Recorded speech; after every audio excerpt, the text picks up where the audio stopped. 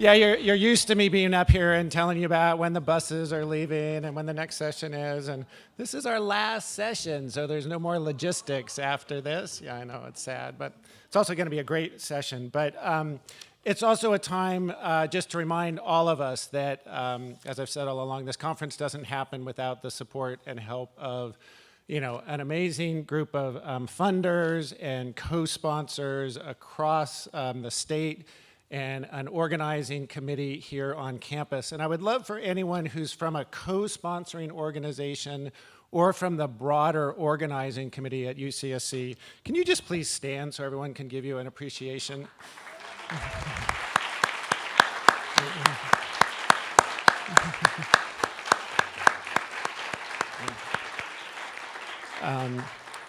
And then, I was just in a session in the back where they asked us to reflect a little bit on something that we've taken away from this conference. And the thing that I was really reflecting on is what a privilege and joy it is for me to work with an incredibly talented team in the Institute for Social Transformation, and a team that gets along, likes each other, enjoys working together, has good spirits. And so I just wanted to make sure everyone knows Glenn Matoma, Evan Knight, Dario Leone, Sue Grasso, Gabby Alvarez, please come up, and so everyone can thank you in person for the great work that you've done. Glenn.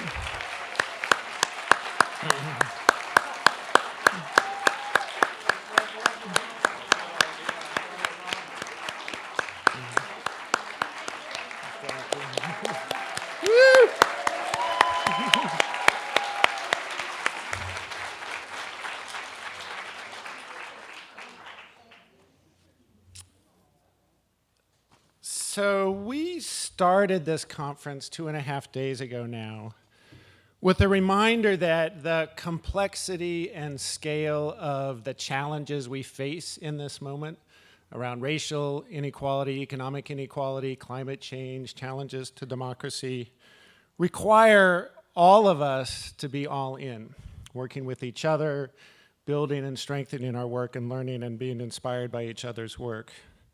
And as part of that, we were reminded by Steve McKay and others of, as universities have begun to embrace more centrally a mission of public scholarship and community engagement, now is the time to really be pushing and ask the questions, which public, who's benefiting, right? What's the public good, and how do we really make it the public better, and focused on social justice as the center and driving force of what we're doing.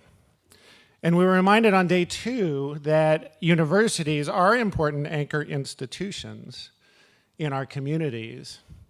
But of course, for them to be a real partner in this kind of work, the place they have to start is to listen.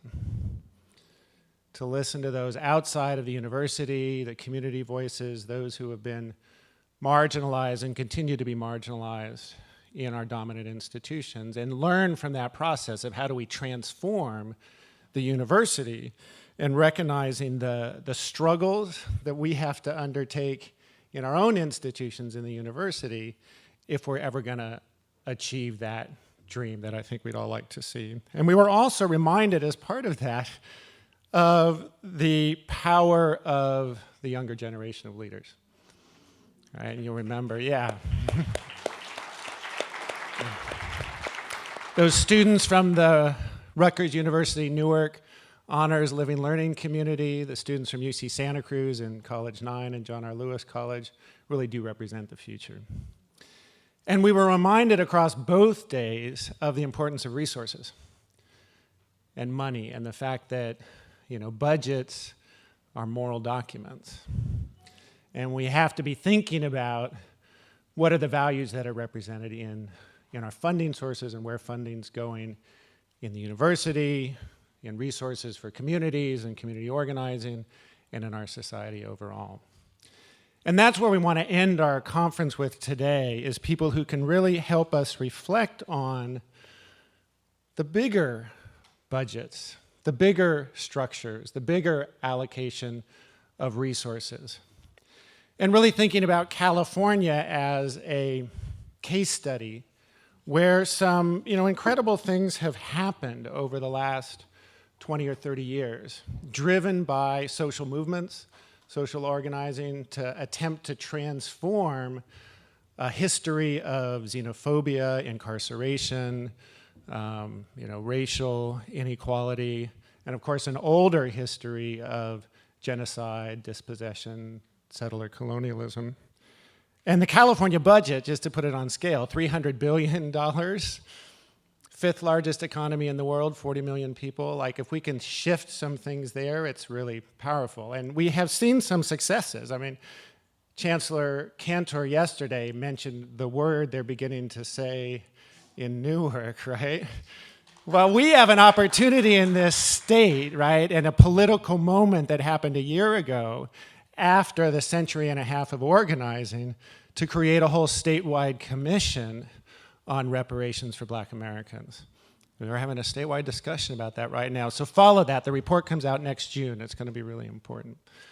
But we've had major victories around environmental justice work and environmental work and racial justice that our colleagues here today will talk about.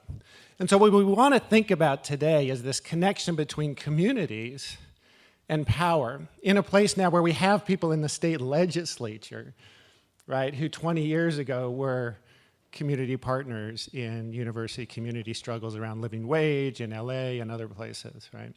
And so how do you take advantage of that opportunity to be in those positions of power without losing those connections to the community grassroots connections and the authenticity that's so important for that?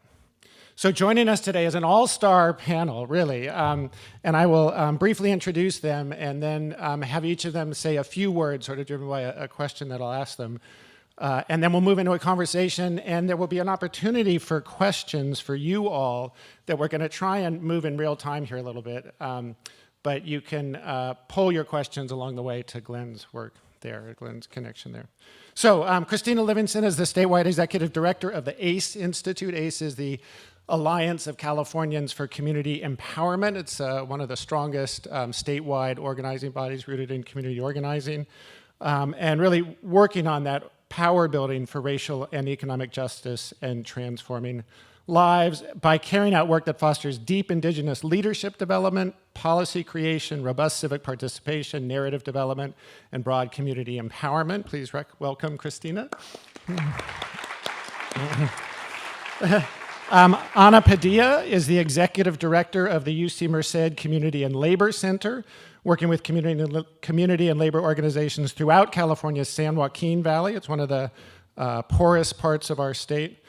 And the center has particular expertise in immigration, workplace health and safety issues, conditions for farm workers, and high road economic development. And they've been a really important leader in helping to build support statewide for institutionalizing labor and community centers in universities across the state. So we'll hear a bit about that story. Ana, welcome. Thanks for coming.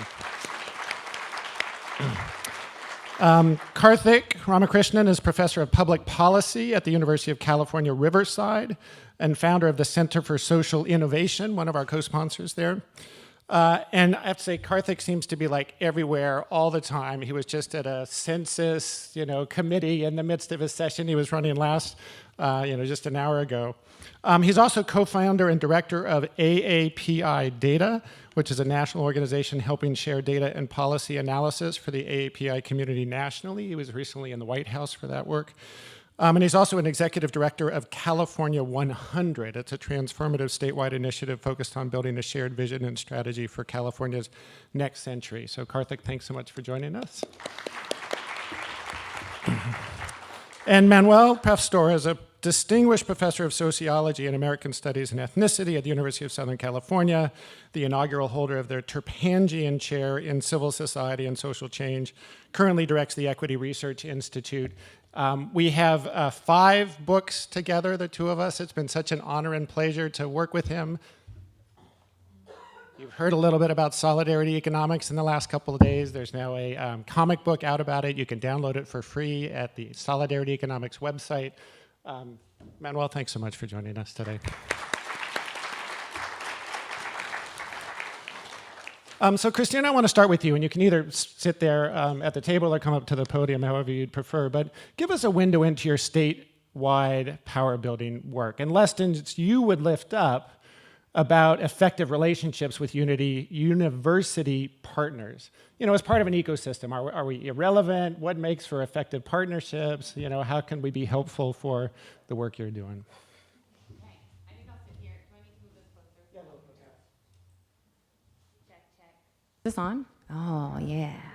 All right. Hi, everyone. Again, I'm Christina Livingston. I'm the executive director of ACE, which is a statewide organization that, we have people who go out and knock on doors every day and ask people just in communities, what do you care about? What are you concerned about? And do you want to get together with your neighbors to make a difference? And for us, we're not sort of a single issue organization. We will organize on whatever people really care about, whatever is juicy in the neighborhood, whatever is on fire.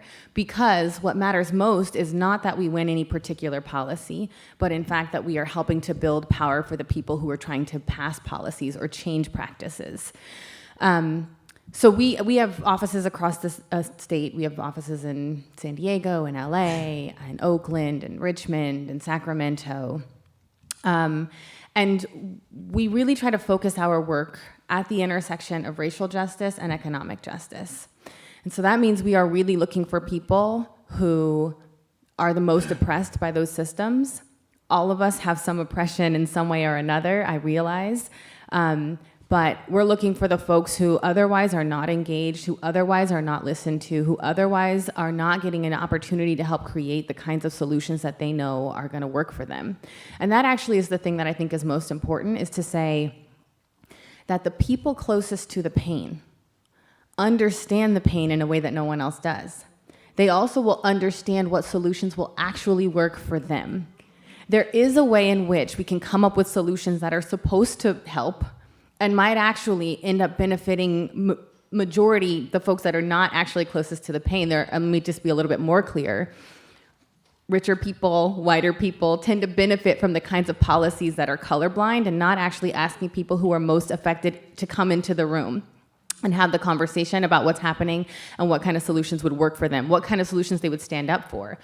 So one tricky thing is that people tend to start with policy and try to organize people around a policy. That isn't going to work in most cases.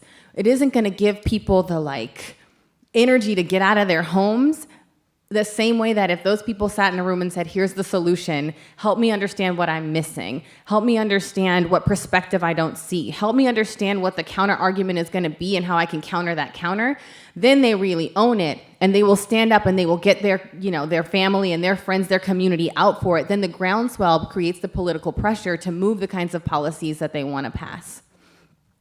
So I would say some key lessons for me are in terms of the relationships.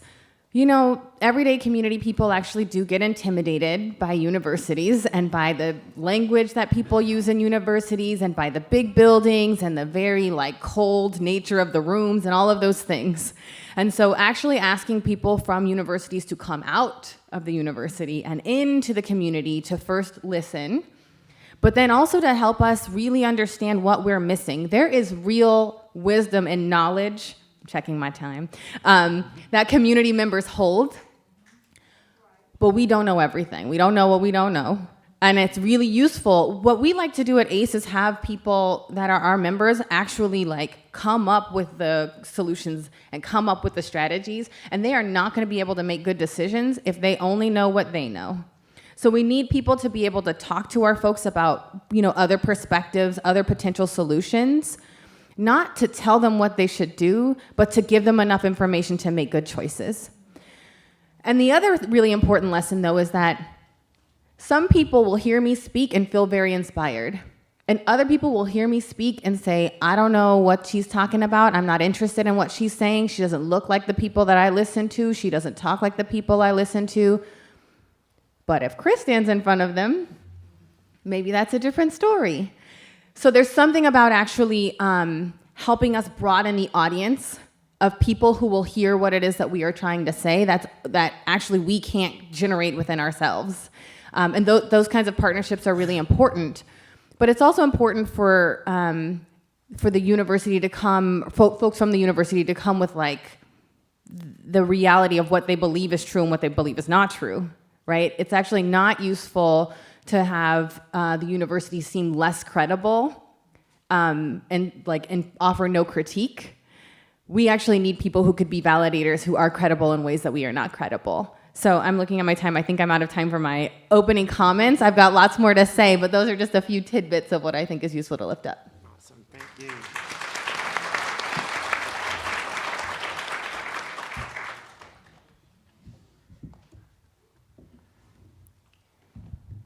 Great. Anna, do you want to come up and share some of the great work you've been doing in the Central Valley?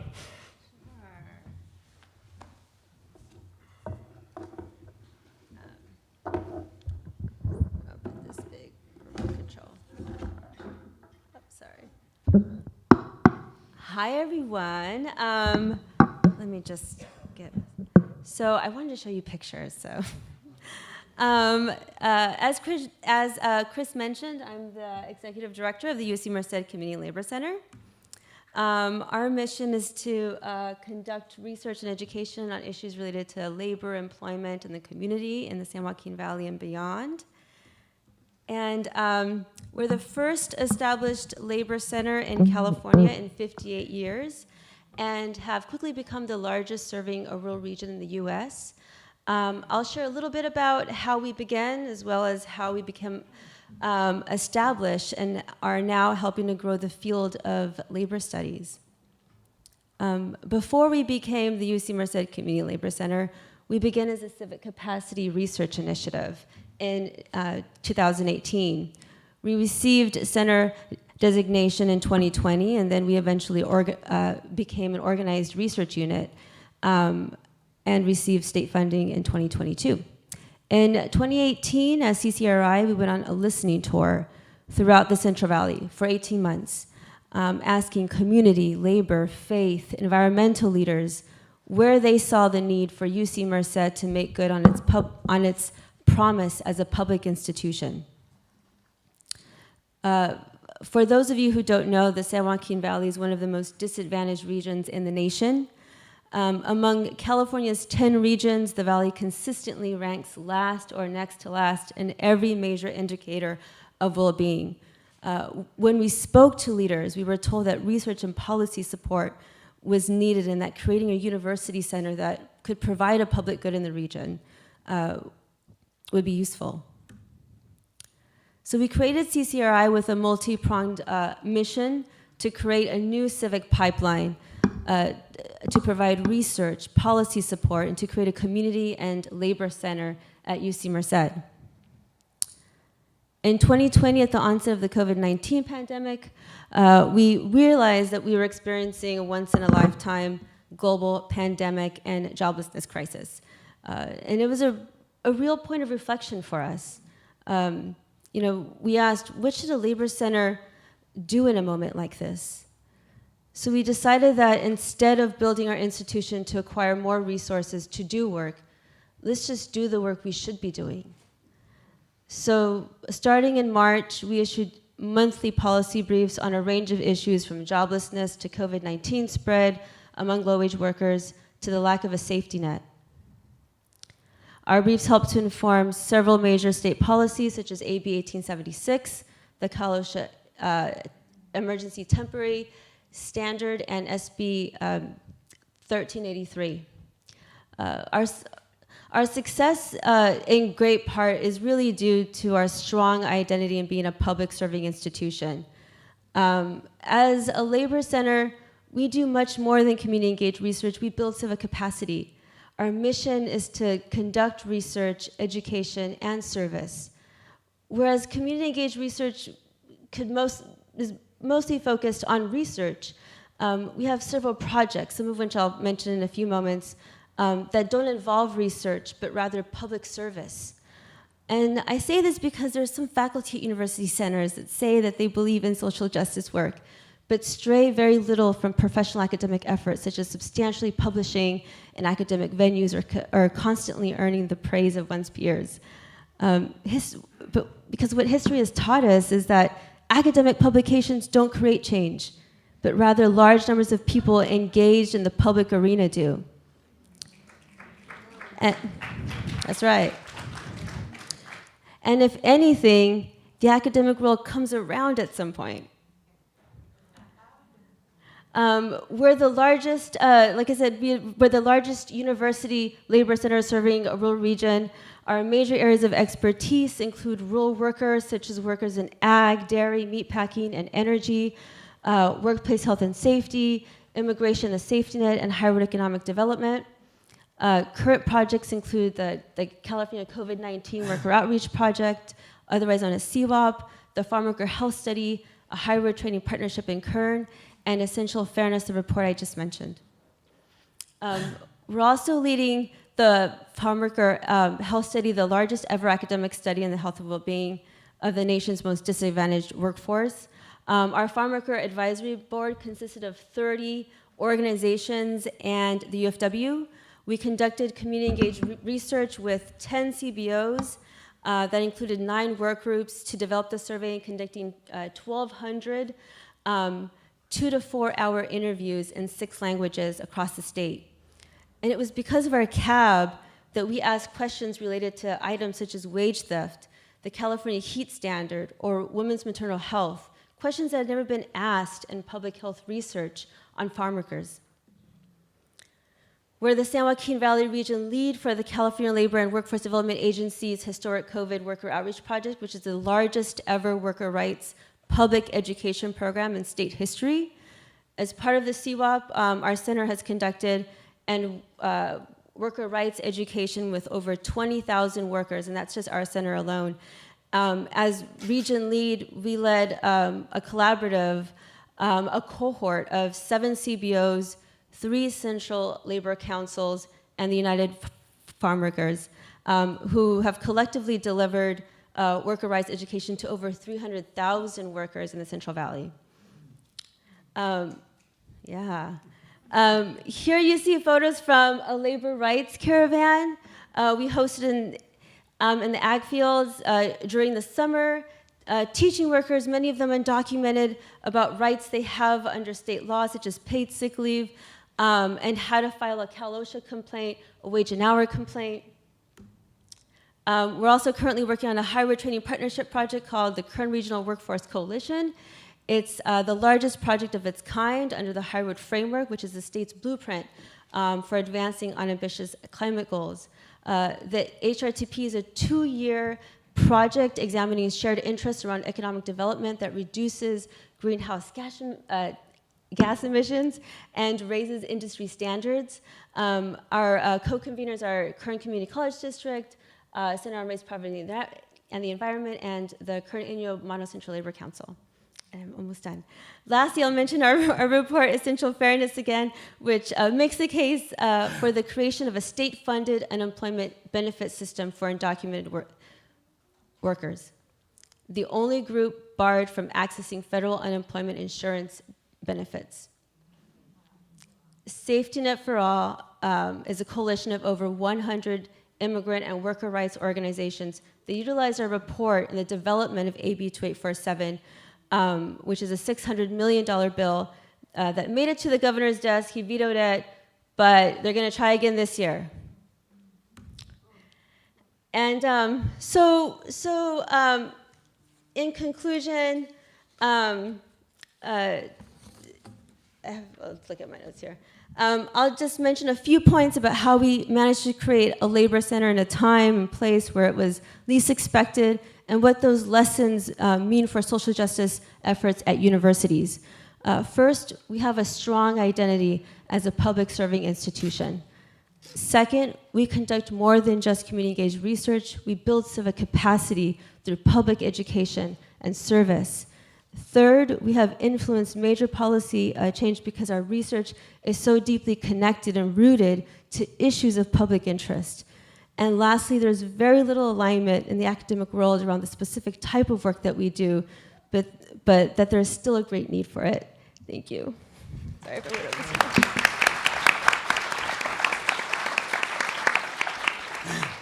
Yeah, it's really just amazing work you're doing there. Karthick, I wanted to ask you, you've done really amazing work in the Inland Empire, and a lot of your work is focused on frameworks and narratives. and really trying to develop an opportunity narrative rather than the typical problem narrative. And I wonder if you could talk a little bit about that work in the Inland Empire and what that's meant, and then how you transform that kind of narrative work into policy and power change at a state and federal level. Thanks, Chris. And yeah, I'm going to try to pack a lot in here. 25 words or your less, right? Yeah, exactly. I mean, and part of it is that, I created API Data in 2014, and we were wildly successful pretty quickly with very little staff and very little resources. And then later on, built the Center for Social Innovation that thankfully has more resources, more staff.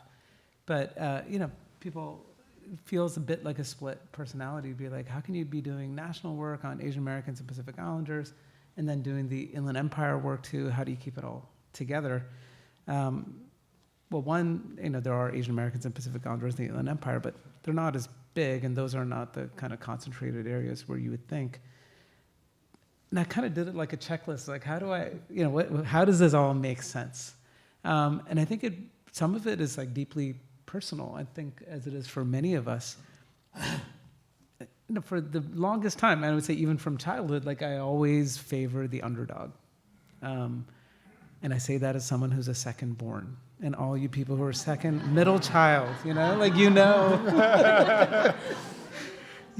that you don't, especially as a middle child, you don't get any of the power of the oldest and none of the, cuteness and niceties and goodies that the baby gets.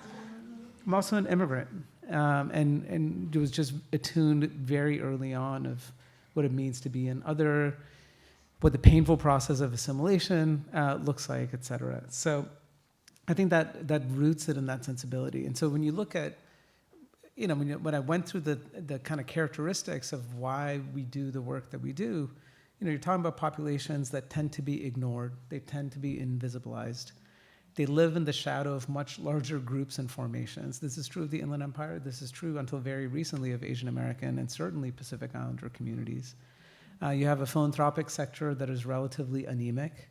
You have a nonprofit sector that is severely undersourced. And in terms of narrative, it's just really challenging.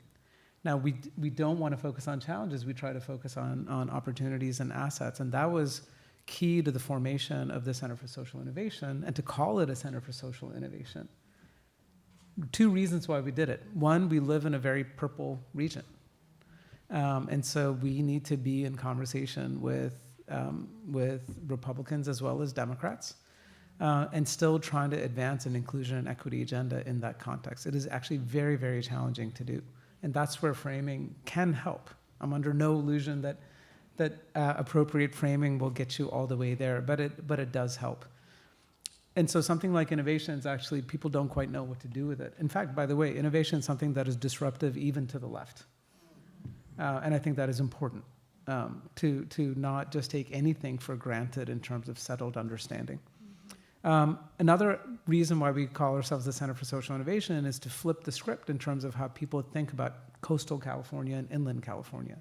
You ask most people to drop pins on a map in terms of where is innovation happening. You see concentration of pins in Silicon Valley, concentration of pins in LA, concentration of pins in San Diego.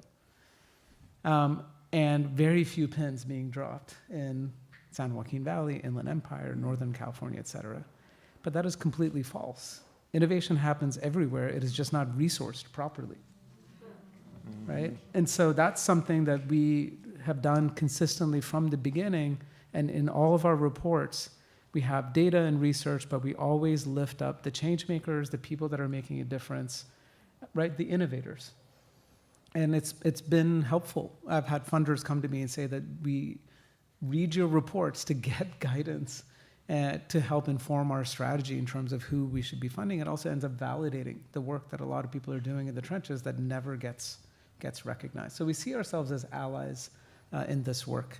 I'll just drop a couple of frameworks, and then later on, when there's more time, we can dig deeper.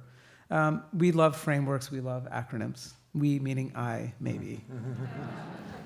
Right? And so one of the frameworks that we cooked up internally that now informs API Data's work as well is this framework called DNA, which is data, narrative, and action. So as academics, we think, oh, it's the data and the research that will be self-evident and you discover it, and then change will naturally happen. We know that's BS, right? That is not the way things work, but that's the way many academics imagine themselves as heroes in this enterprise. Narrative, community voice is really important, and then it all needs to be tied to strategic action. So what I say is, like, this is not like a dissertation in which it's all about discovery. And by the way, people should be going to grad school and getting PhDs and doing the kind of work that folks like at the front of the room here and elsewhere do, and all you, right, do, those who are on the academic track that are trying to make a difference in the world. But it's important to have it tied to strategic action. It's almost, you kind of need to work backwards from what that strategic action is. So the final thing I'll say, and there's more I'll say later, but we choose words very, very carefully in terms of how we frame things up, especially what you put up on a website. Sometimes there's so much more that we do than what we can put on there. But I'll just say this particular 2 sentences that we have, and I think that should be hopefully helpful in how we think about this work. The Center for Social Innovation provides a credible research voice that spurs civic leadership and policy innovation. Remember the kind of region we're in, right? But that credible research voice matters. It's not to say that that's where the expertise is, but there is that credibility that for certain audiences will come into play. By the way, we believe that expertise needs to be democratized, and we also think that data tools need to be democratized to give those to everyone, right? Not just people in government agencies or developers who they are permanently organized and they have the resources to win every single time. The next sentence, our reputation is built on the key pillars of social science, strategic policy awareness, innovation mindsets, and deep community partnerships. All 4 of those things are important. And the thing I would emphasize is that strategic policy awareness.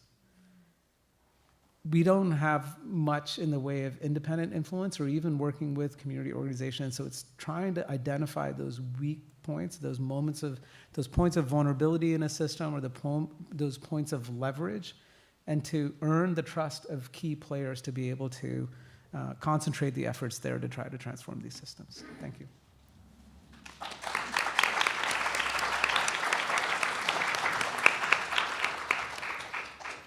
So Manuel, you've worked with grassroots organizations throughout the state in your career, but you've also had the opportunity to serve really at the highest levels in state government, the Strategic Growth Council, cabinet level advisors, and then recently the governor's task force on jobs and business recovery, trying to recover from the pandemic.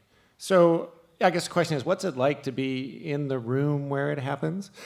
And how do you see this important link between research, community organization, and being at those highest levels of power in the state?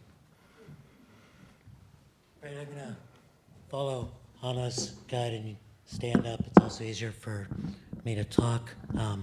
So I always like to let people know before I start talking that I have a speech condition that makes my voice sound kind of tired. It's not that I'm that tired or smoke a lot of cigarettes or anything. I wish I could. But it's called spasmodic dysphonia. It gets, and this is true, treated once a month with Botox, which is why I look so damn good. So,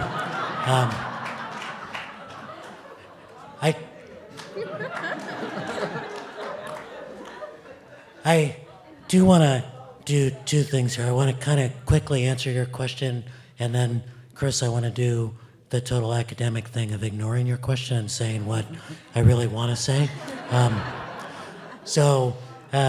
Being in the room, I think for academics, the really important thing is to understand that if you're in the room, your power in the room is a function of community organizing outside the room that creates a possibility for you to be there.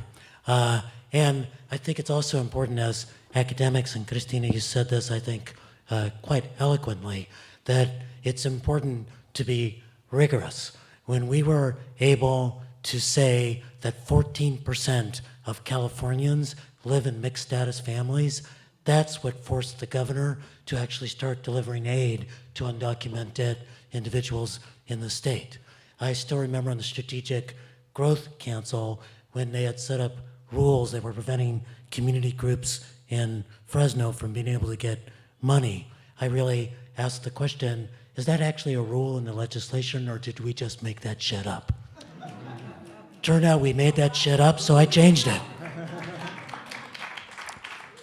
So what I want to, in the few minutes I have left, is to offer you 5 lessons for particularly academics in the room about how to partner with community-based organizers in this kind of work. And all 5 of them are connected to a musician.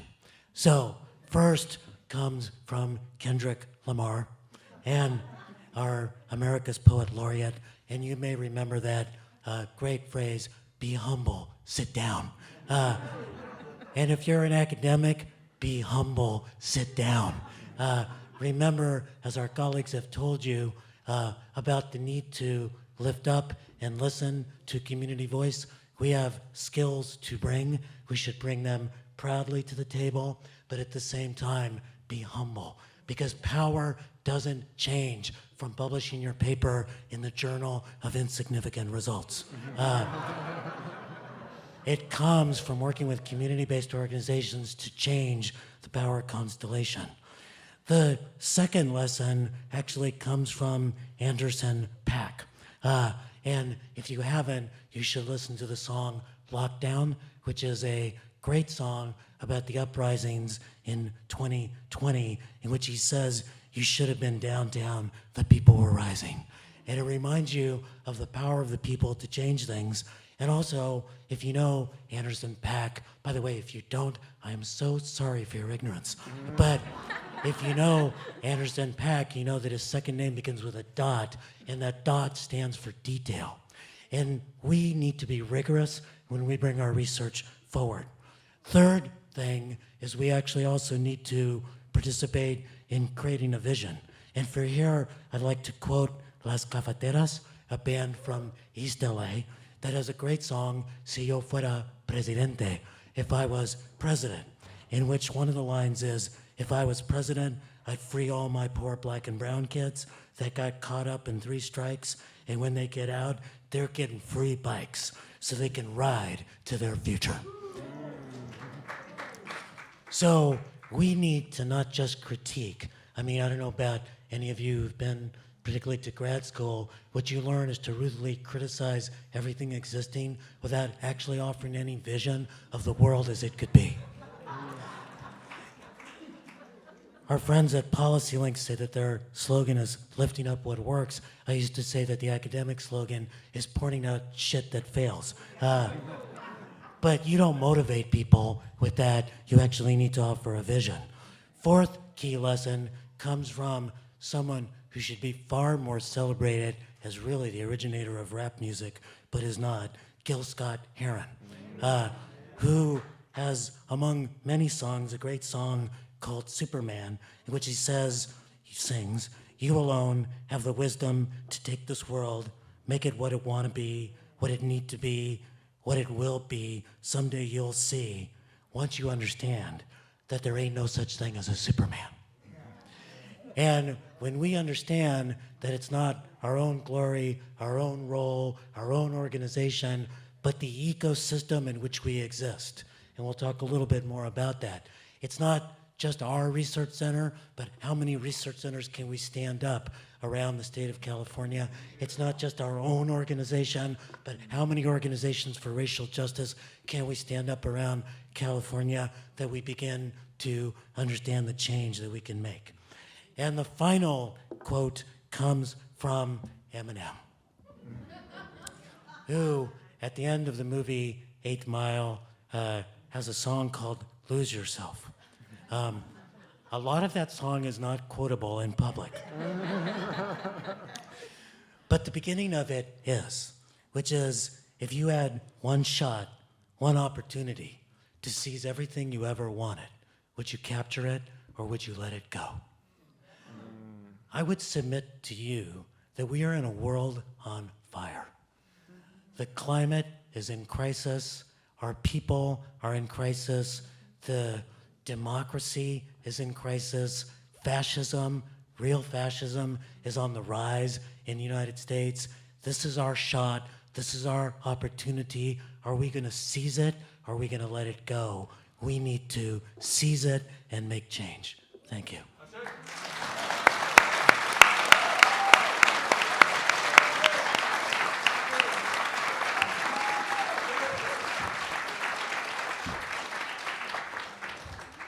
So do you want to follow that, Christina?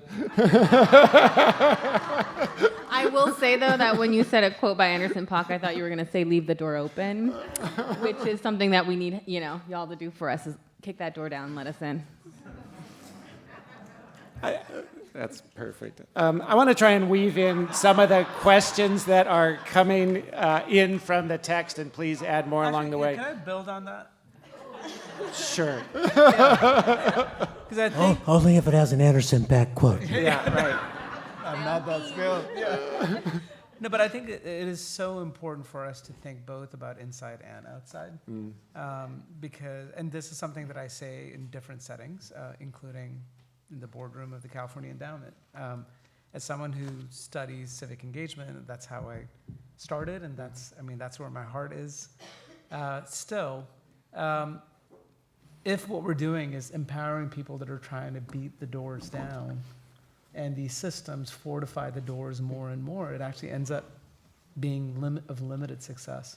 We have to think about the people that are inside that'll fling the doors open to make it much easier. And then also to figure out, once everyone storms into the room, what are they going to do to govern? Like, that's ultimately what we're talking about, is power building for governance. And that's where there's a different kind of expertise that people within bureaucracies have. And if you don't have those relationships, those connections, and that kind of co-conspiratorial spirit, it'll severely limit, the ability of equity coalitions to be able to govern. And I think that's so critical. So thank you for lifting that up. Yeah, and Christina, I really wanted to ask you a question about that. Hear you talk a bit more about your work, because one of the questions came in is about our fragile democracy and the threats to that at the moment. And of course, we know that our democracy has never worked for many people in this country. And yet also the crises that we see at the moment raises really new questions about how do we link that community-based organizing with the formal structures of political voting, and we have an election coming up. And I wonder if you could just talk a bit more about how you approach that link between the community organizing and the electoral political region. Yeah, sure. So one thing I want to say is that there's a very narrow definition of civic engagement that's usually like around elections. And that doesn't make any sense to me or to people who are, living in communities, because their engagement, their civic engagement should be happening all of the time. And that's how we like to think about our civic engagement work, connected to elections and disconnected from elections. People are not going to go out and vote for folks that they don't know. People are not going to go out and get excited about, some initiative they weren't a part of, because this system has always worked in their negatively toward them. So what we have to do is actually be talking with people and working with them on campaigns that are issue focused all year long. And then we have to put those issues up in front of the people who then are going to try and represent them, and give them opportunities to say, yo, the rent is really high. What are you going to do about that? Do you believe in rent control? Do you believe in government investment so that we can actually get affordable housing? Do you believe in moving housing off of the speculative market and into community hands? No? Okay, let's go run somebody else who will then, right? We need to be able to have folks that have been engaged in the conversations for long enough that they know enough about the right questions to ask, so that when these people stand in front of them and try to tell them their lies, they can actually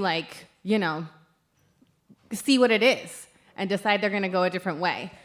These are also the same people who we're gonna get to go actually run and win seats. And we've been able to do that, speaking of the infrastructure, right? There's C3 stuff and there's C4 stuff and all the funding and all of the, whoever legal is listening, I know. But the point is, that like the folks from those communities who've been deep on those issues, who've been experiencing them and also talking about solutions, they can be the ones who are going to run. And then they're going to run with community people who have their back, who are still bringing solutions to them when they are in seats. So the C3 part of ACE is doing the education, is doing the community conversations, all those kinds of things.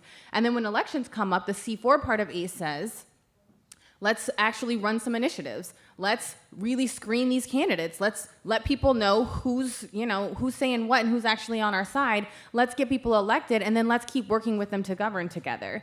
And I think, this sort of general way of giving a bunch of resources 6 weeks before and hoping that folks are going to like get out and knock on doors and flip an election that we've over and over again, like, is part of why people do not actually participate. There's so, you get these like all these letters in the mail and all these phone calls and you don't know what's going on. You're like, I don't want to make a bad choice. I'm not going to make any choice. I don't know what's going on. So the investment in the year-round talking with people, understanding really what's happening and figuring out what they want to lift up and then using our infrastructure to be able to actually lift those issues up and make them something that candidates actually have to respond to is really critical and can help people see the progressives from the fascists if you couldn't see it otherwise, which in some cases actually they're pretty well hidden and they start to try to like look like us and talk like us and you're like, I used to just think you could just vote for the not white person and I'm good, but actually the white person's doing the right thing and this other person's been sold out and paid off by who knows whom, and here we are. So I guess that's the crux of it is we actually have to be doing the election work, the work that gets people ready for the elections all the time, and the elections are just a date on the calendar. They're important. Who gets in is important. How we relate to them is important, but that cannot be the end-all be-all of how we're actually thinking about civic engagement.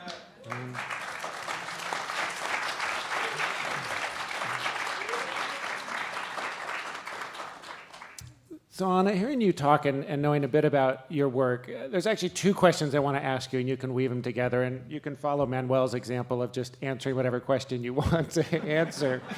But, you're working in a very purple region of the state, too, and so I'm curious how you're navigating those politics and working with the community and labor groups you are. But then the other thing is you've been part of a really incredible ecosystem building process of trying to institutionalize labor centers across the whole UC system. And it's a story that I think is really worth telling, and I wonder if you could touch on that as well.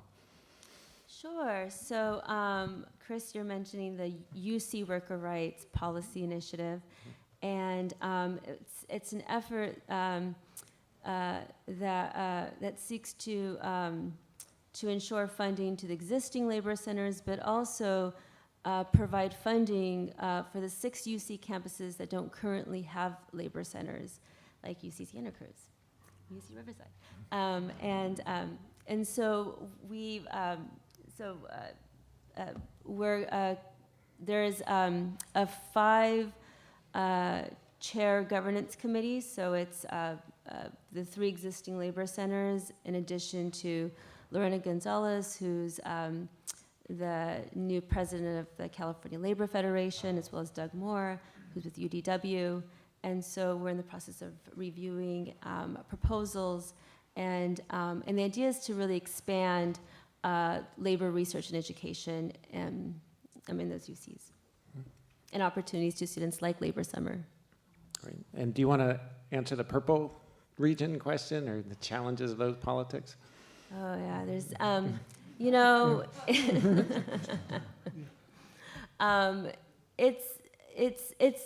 that's a very complicated question to unpack. The Central Valley is considered probably the most Latino region in the state. 7 out of 8 counties in the Central Valley are majority Latino. And out of the 40 Board of Supervisors seats, there are only 2 Latinas who currently chair them. The boards, commissions, elected bodies, they're not reflected in the population, in the demographics. And so yeah, there's a lot to unpack there. Yeah.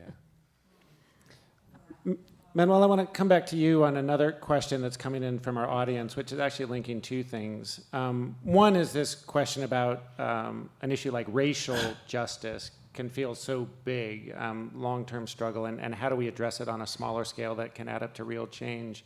But there's also a question about how do we meaningfully address the holds that white supremacy and capitalism have over a significant amount of the population that often drives people to vote against their own interests.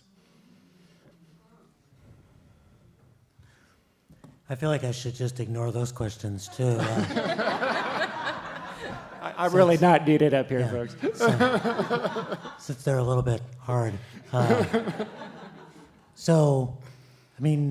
One of the things, so this is a long-term battle, and for those of you who are not aware, we're coming from 2 weeks of conflicts in Los Angeles about racist intentions and words on the part of 4 Latino civic leaders, 1 head of the LA Fed, 3 city council people, and it's actually, and I think this is the big lesson, has been an opportunity to see how it takes decades to build solidarity, and it can be shredded very quickly by a careless and callous and cruel conversation. But also, it signaled the work that needs to go on in the Latino community about challenging anti-Black racism, anti-indigeneity, homophobia, all of the things colorism that were in that conversation. And so I think when we talk about often how do we do the work of racial equity or racial justice, we often think about, and should, building bridges between communities, finding solidarities. But I would also urge us to understand that our task is to speak as though the other is in the room. That is, there will be and there should be Black-only spaces, and in those spaces, xenophobia should be challenged. There will be and there should be Latino-only spaces, and in those spaces, anti-Blackness needs to be challenged. There's going to be queer spaces, worker spaces. People need to be together, and at times when you're organizing, it just turns out everybody in the room is of the same ethnicity or class background or you name it. But the question is, do we speak as though the other is in the room? Are we building solidarity even when we're just with our own group? And that, I think, is the challenge. If I might take a moment to answer a question you didn't ask. But perhaps you should have. Co-authors, It's a good thing we get along. We spend every summer together. So I want to pick up on something that Karthick said, and I actually want the inside-outside and pitch it a slightly different way. And I want to, the academic habit when you borrow an idea is the first time you say, well, as this person said. And then the second time you say it, you kind of forget that and you don't say anything. And then the third time you say, well, as I have long argued, right? So I want to give specific credit to my colleague, Jennifer Ito, if she would raise her hand for pioneering this idea. Is that the new inside-outside, which we still need to do this inside-outside that Karthick was talking about, but the new inside-outside is how do we couple the racial, the healing work that we are doing within organizations with external action. So we've had an older generation of organizers, I've spent a lot of time with them, who think like, hey, fuck that healing shit, let's just go out there and do the work, right? And that's damaging to people coming into the movement. It ignores hurt and pain, and it simply deepens the trauma that exists. At the same time, how do we make sure that those conversations actually translate also into changing the world? And I think there's no easy answer to this, but we are on a new inside-outside path as well about how do we create healthy organizations as we try to create a healthy world. And I think all of us are trying to do that.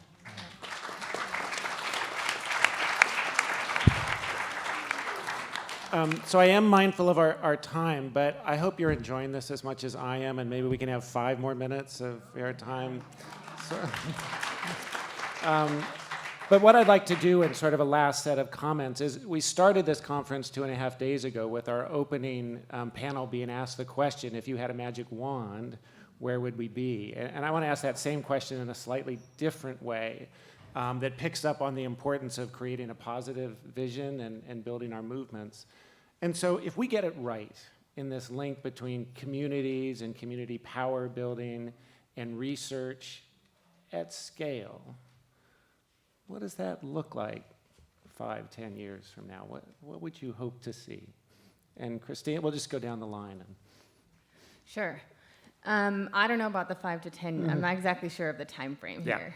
Hopefully it could be sooner. Actually, in moments of crisis, you can do things in weeks that you couldn't have done in decades before, and there are lots of crises. So if we're really organizing ourselves well, we might be able to take advantage of that and win much more quickly.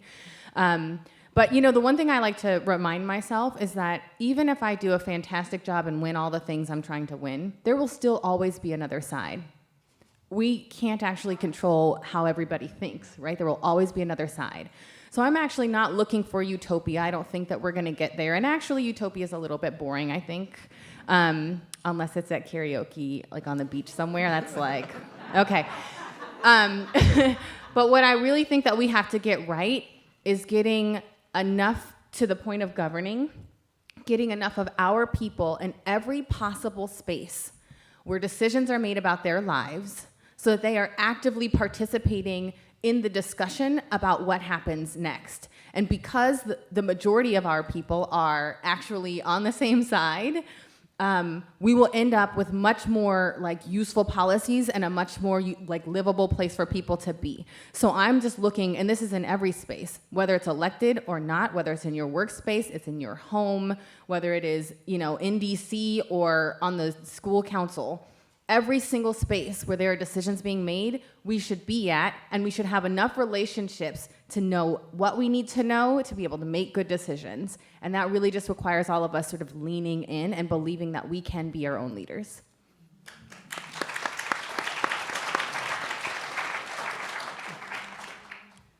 And I don't know, I'll just keep it really simple and just say that that we engage the work and that we come from a place of abundance rather than scarcity.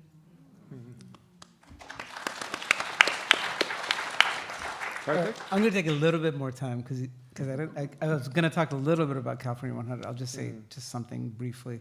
But this is precisely the kind of ambitious visioning that we need to think about long-term futures. So the 100 stands for 100 years, but it's to get people to think about long-term futures. One factoid we use is that the average person born in California today can expect to live 100 years. And are our systems built in the way that'll serve them through their lifetimes? And the answer is most likely not. It's not even working for most people today. So how can we think about these big, bold changes? And that's another way to think about 100, like keeping it 100. What does 100% mean? What does it mean for things to be fully functional in terms of resilience, in terms of inclusion, sustainability, and equity? By the way, we're trying to democratize the work of futures that many other institutions are already doing. And some of them will be names like Chevron, Shell, and BP. I showed this as part of our youth organizing work that we're starting to do. There's a nice billboard of green spaces and solar panels and wind. Turns out it's an ad for Chevron. I was just at the California Economic Summit, where the governor apparently just dropped in and spoke. He always goes to the California Economic Summits. It'd be great to have future convenings where the governor will show up to progressive spaces where labor and champions of equity and environmental justice are all there. But at that summit, it's Kern County, where ag is big and petroleum is big. Mm-hmm. I met someone from Kern Oil that is now Kern Energy. And I took a photo of the Chevron table, which is now the Human Energy Company. And they are some of the biggest players in the clean energy space, by the way. So they're winning under the current system. They're already thinking 30 years ahead and what it'll take to dominate in that future. So we have to democratize futures work desperately. Final thing I'll say is, with frameworks, it's when we talk about systems change, and if you have seen that FSG model of like waters of systems change. They talk about mental models. You can talk about it as consciousness. But it's those mindsets that are so important to change. Actually, Chris, to your question about people voting against their interests, I think the answer is Gramsci. It's common sense. And it's the work of culture and narrative to make it so commonsensical that people will pour money in certain solutions and not money in other types of solutions. And so that's the final thing I'll say. You know, part of the kind of academic riff, I remember presenting on DNA once, and one of my colleagues, it was a clever twist, and I appreciated it. And he said, yes, DNA matters, but resources matter too. So maybe we need that RNA in addition to the DNA for all you science nerds out there, right? But resourcing the innovators is critical. Innovation happens everywhere, and people who are closest to the problem have an incredible amount of expertise and innovative talent. The recognition isn't there and the resources aren't there, and so we need to make sure that we provide that in plenty. And I think that's where many of us who have access to power and resources and influence need to do that to make sure that the resources flow to communities and regions, including in California, that are severely under-resourced.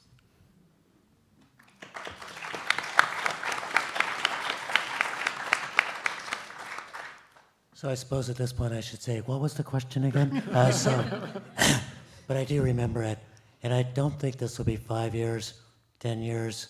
It might take longer. But I would really like it that when people are, and I'm just going to speak to the academics for now in the room, are up for tenure or promotion, that the adage will not be publish or perish, but public or perish. What did you do to actually change the world in a more just direction? And then the last thing I'll say, which is a riff off what Christina said, she said there will always be another side. And I also want to remind us that there will always be another struggle. People will often say, well, 20 years from now, if everything you did worked out, what does the world look like? And I say, well, I wake up in the morning and I go to a demonstration. Because I didn't know 20 years ago I'd be demonstrating for trans rights. I didn't know, as we move and push the needle on the frontiers of human liberation, what the next struggle will be. So I think let's stop thinking there's an end point and take some joy in this journey toward justice.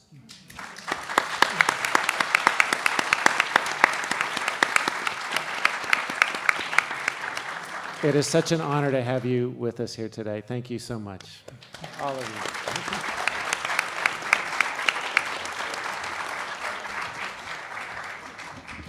So you'll remember we started our conference with some food for the soul from Patrice Hill and Coco Bland from Sacramento Area Youth Speaks. And we want to end the conference as well with some food for our soul. We have with us today Fong Tran, who's also from the Sacramento area. I got to know him when he was in the Community and Regional Development Program at UC Davis. And I want to make sure I get some of this right. His one-line bio is, Fong Tran is a Sacramento community organizer and youth advocate by day, spoken word artist, and social butterfly by night. Please welcome Fong Tran to the stage.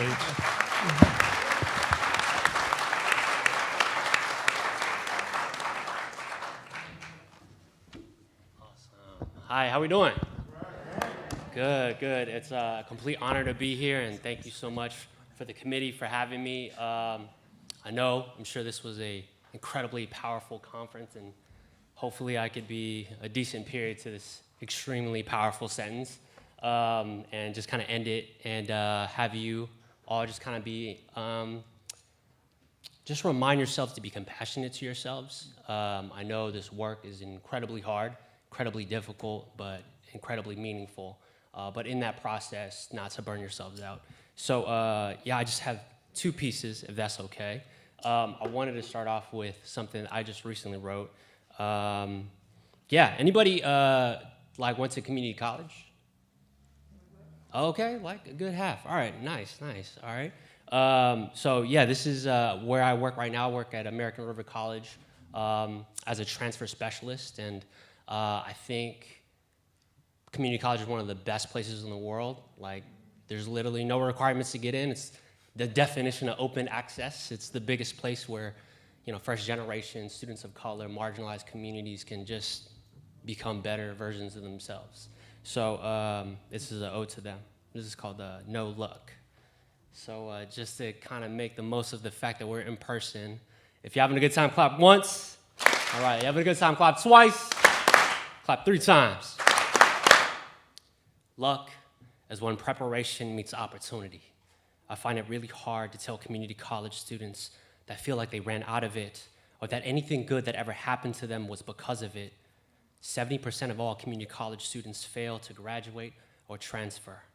And for the ones that do, it feels that luck is a minuscule blip in the universe and not this complicated, colossal apparatus that one constricts simply out of will and air. Lady Luck must be embodied by a really annoying Karen that constantly points out everything that you're doing wrong. Luck waves off the red-eye hours, staying awake, reading the same textbook encyclopedia sentences that it validates that you passed English Writing 300 on the 3rd attempt, that tightrope balance between school schedule, work schedule, and your child's daycare. It minimizes that crippling decision point between priority registration, between more units to transfer on time, and more work shifts to pay bills on time.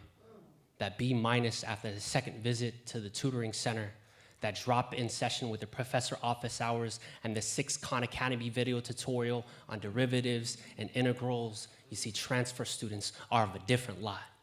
A bunch of underdogs, second chancers, opportunity shakers. They couldn't really let Jesus take the wheel. Community college is more like a stick, manual transmission. But you see, that's what makes you special. Nothing came easy you were molded in the fire, hardened from the frostbite storm, wrangled out of the dirty muck. Trust that luck is that preparation swelling up like a muscle, tense from the pressure, snowball bearing down when opportunity presents itself.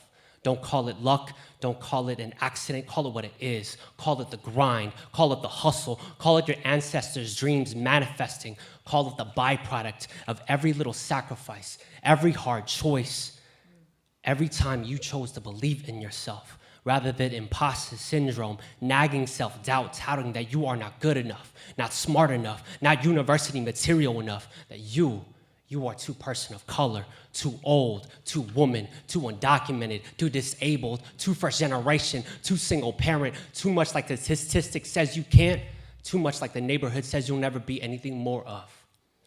You did not waste your time. You did not make too many regrettable mistakes. You didn't change your major too many times. You lived exactly the life you needed to be exactly where you are right now. Preparation meets opportunity. So please, make every damn lemon into lemonade. Make every bruised banana into banana bread. Make every scrap of beef bones into pho. Make cow stomach into menudo. Make every scholarship application a love letter to yourself. Make every passing grade a reminder that you have moved mountaintops before. Preparation will break through. Opportunity will present itself. Hard work will become a muscle memory.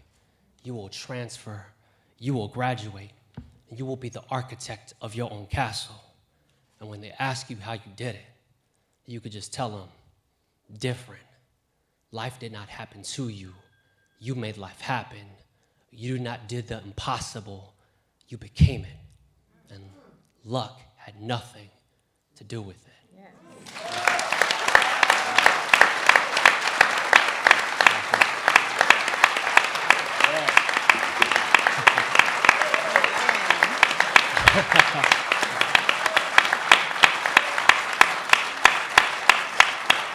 Yeah. So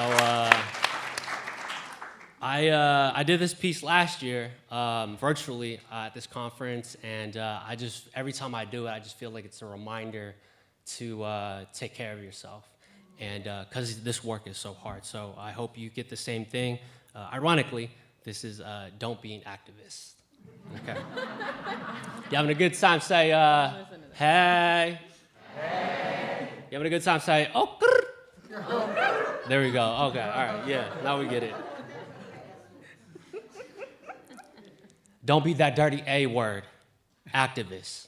Like a viral disease, it always starts in college. You either took that ethnic studies or sociology class, joined that outreach recruitment detention center for underrepresented youth of color. You want to hold it down for that struggle for blank student rights, and then it happens, you become an activist. The symptoms will kick in fast and heavy. First, your parents will tell you, get a real job. Fox News will tell you, you're unpatriotic. Your friends will call you too sensitive. Your family will call you too liberal, and your community will call you too communist. You work at a nonprofit agency because you said you want to make a difference, because you certainly aren't making any money. Even though your official job title is program coordinator, you're really the organization's social media director, youth outreach manager, office technician, staff personal therapist, grant writer / ghostwriter. You get no credit. Program assessment evaluator, an in-house cultural competency trainer, and you'll start feeling guilty for listening to mainstream hip-hop, and that your favorite song is Bad and Bougie. Even though that song represents everything you stand against, misogyny, white patriarchy, the commodification, hypersexualization, and dehumanization of women, the beat is still really damn good, though, Don't be an activist, because you'll just be angry. Angry because you learned that everything evil in this world is rooted in this anti-black, anti-indigeneity, heterosexist, capitalistic system. Paulo Freire called it when they made the Matrix. Once you become conscious, then you can never go back. Liberation is work. Liberation takes work. Liberation is a burden that sits heavy like asthma. Ignorance must literally be bliss, because it's exhausting looking through Facebook news tweets without saying, God damn it, that shit is fucked up. Without seeing white people throw peace signs and making squinty eyes with hashtag Asian posts. Without another fraternity throw another Cinco de Drinko cross the border party. Without a newscaster blame the victim and defend the rapist. Without another black body being shot by a gunman named officer and feeling like you can't do anything about it. So you procrastinate in your AP sociology paper on institutional racism in the California prison system. It will hurt. It will hurt because it will come from your own people that tell you that you too cocky, that you're an opportunist that left home, South Sacramento, for a job at university, and so you would sell out. And so you buy into their thinking. And they said, you never really down, so you tell yourself that you're not really down. And they call you out for saying something problematic, and so you think yourself as a problem. You didn't collect enough petition signatures. You didn't stay long enough at town hall meetings. You didn't mentor enough youth. You weren't there for your community when they needed you most. And so everything that you stand for, everything that you think of, hits this point of confusion, and you succumb to self-doubt and burnout. You get tired of being tired. And you tell yourself, I just want to be normal, just like everyone else. This heavy anxiety sitting on your shoulders makes you want to scratch your skin off. And then you realize that normal is that basic shit. Normal is that bystander effect, that chokeholds, that stops you from raising your voice, forces you to turn your head away from injustice, just to face down iPhone screens. Normal is making it easier for you to keep up with MTV, BET, than the sake of humanity. Normal is that stuff that makes people cynical, because cynical is always easier than critical. And so we confuse normal for that substance that cynicism made ugly. Validation, acceptance, love. And so you finally realize that it was never about you, and it was never about them. It was about everyone. It was about humanness. Ubuntu.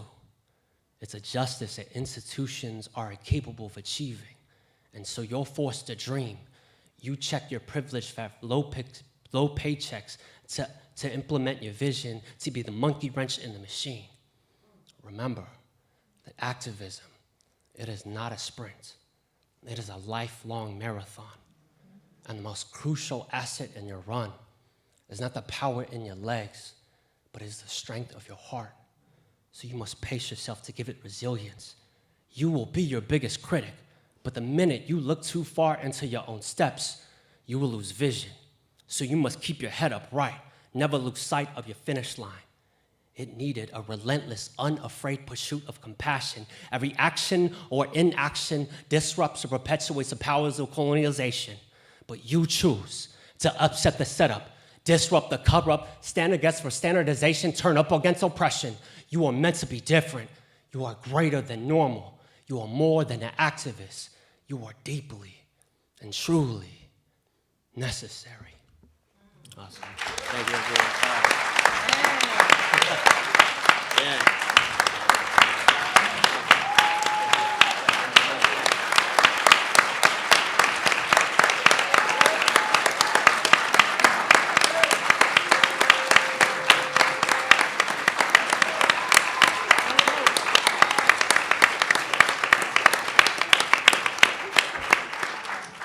That's it. We're done.